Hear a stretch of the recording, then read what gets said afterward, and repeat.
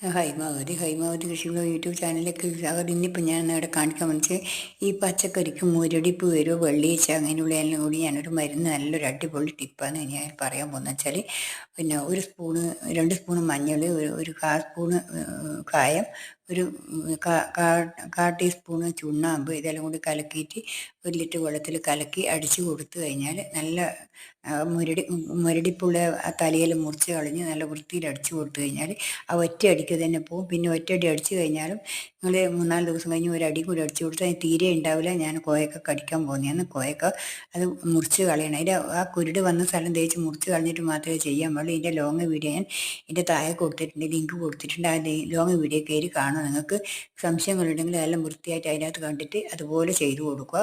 മുരടിപ്പ് എന്ന് പറഞ്ഞത് ഉണ്ടാവില്ല. പിറ്റേത് അന്ന് അടിച്ച പിറ്റേന്നൊക്കെ മുരടിപ്പ് മാറും. പിന്നെ തിരി വരാൻ തുടങ്ങും, നല്ല തിരി വന്ന് വരും. അതാണ്